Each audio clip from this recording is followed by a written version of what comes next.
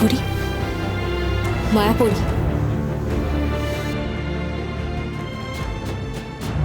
মায়াপুরী, তুমি আমার সঙ্গে কেন এরম করলে? আমাকে এতদিন ধরে এত সাহায্য করলে, আর এখন সবকিছু কটকটিকে বলে দিলে। কেন করলে তুমি এরম? বলো। তুমি আমার উপর রাগ করো না কিরণমালা। আমার কোনো উপায় ছিল না যে ওই রাক্ষসী রানী জাদু বলে এমন বলয় সৃষ্টি করেছিল আমার চারদিকে যে সত্যি না বলে আমার আর কোনো উপায় ছিল না। নইলে আমার নিঃশ্বাস বন্ধ হয়ে মরে যেতাম। আমার আর কোনো উপায় ছিল না।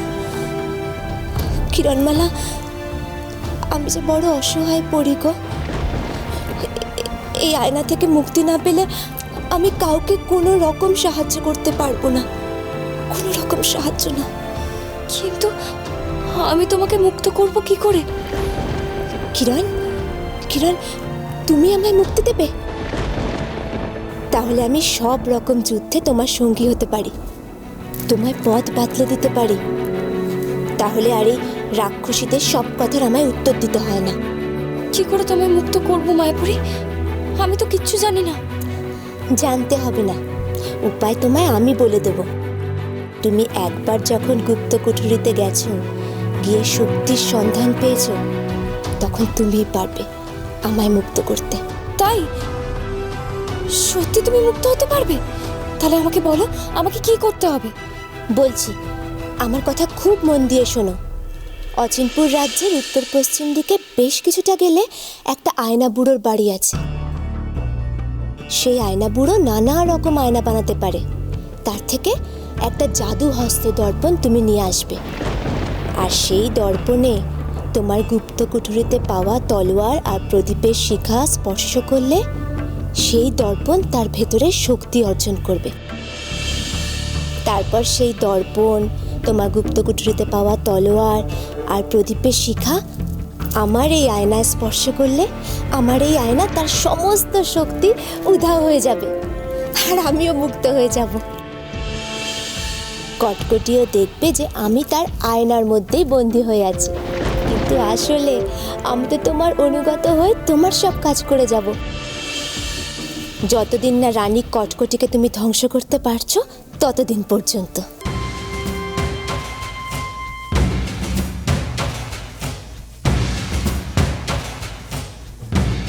কিন্তু একটা কথা কিরণমালা, এই সব কটা কাজ তোমাকে আজ রাতের মধ্যেই শেষ করতে হবে, যতক্ষণ পর্যন্ত ওই কটকটি রাক্ষসী ঘুমোচ্ছে। তার মানে তো আমার হাতে একদম সময় নেই, আমাকে এক্ষুনি। ও হ্যাঁ কিরণমালা, ওই আয়না বুড়ো কিন্তু এমনিতে কারোর জন্য দরজা খুলবে না। খুলবে না? তাহলে তাহলে কি হবে? দরজা খোলানোর জন্য রাজা রণজয়ের কোনো চিহ্ন তোমাকে সঙ্গে করে নিয়ে যেতে হবে। সেটা দেখলেই উনি দরজা খুলবেন।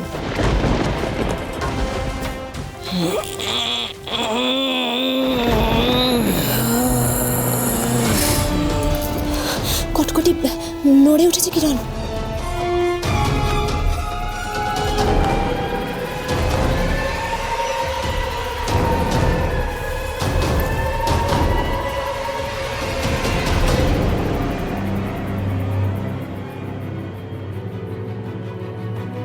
এতগুলো কাজ আর হাতে মাত্র এইটুকু সময়, আমি পারবো তো? খুব ক্লান্ত, শুয়ে পড়তে না পড়তেই কেমন ঘুমিয়ে পড়েছে দেখো। সত্যি মা, শুধু আমার দিদি ভাইটার কোনো বিশ্রাম নেই।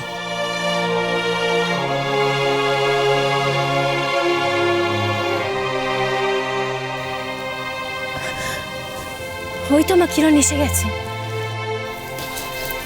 দিদিভাই কি হয়েছে? বড় ক্লান্ত লাগছে তোকে। আর না একটু শুবি, একটু বিশ্রাম নেওয়ার দরকার। কি পাগলের মতো ছুটছিস বলতো?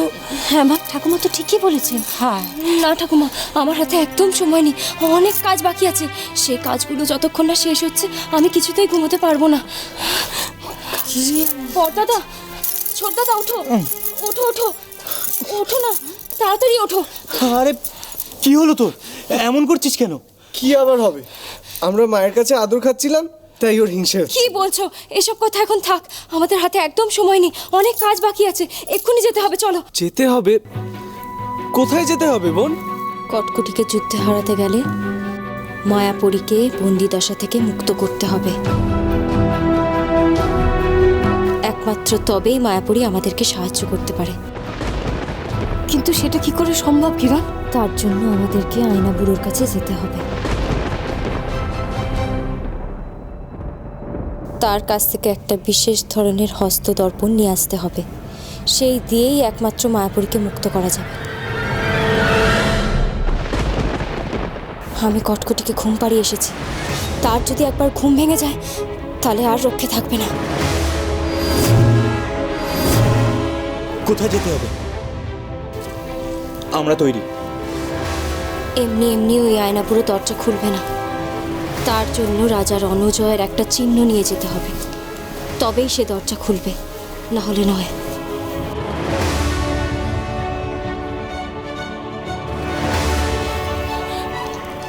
তোমরা একটু দাঁড়াও, আমি এক্ষুনি আসছি। একটু অপেক্ষা কর দিদি ভাই, আমি আসছি, আমি আসছি।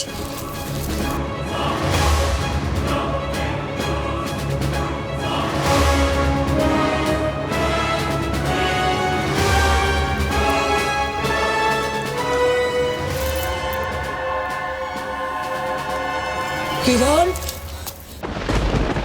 দিদি ভাই, দিদি ভাই, এইটা এইটা হলো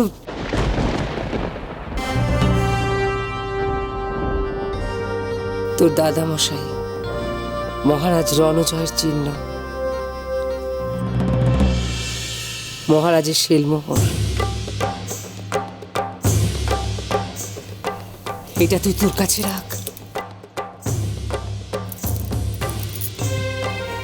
এ সবই তো তোর দিদি ভাই, এ সবই তো তোর, তোর যুদ্ধের অস্ত্র। আসি ঠাকুমা, মা আসি।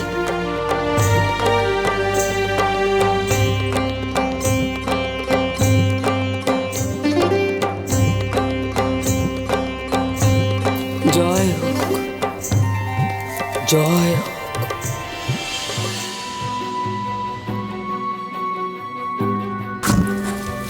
রাখ।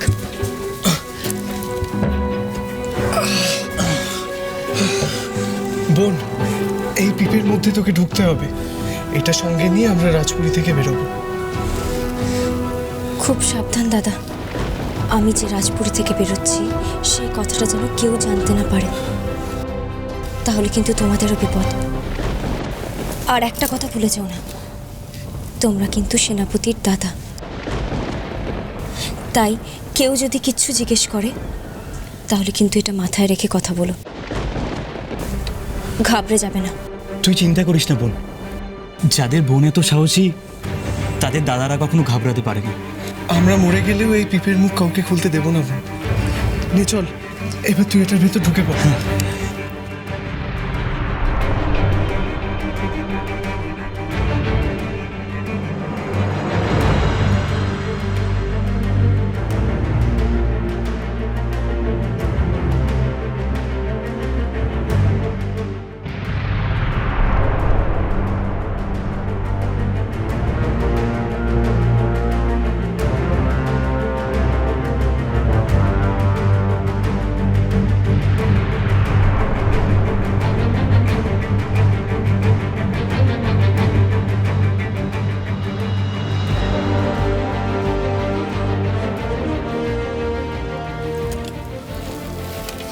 এই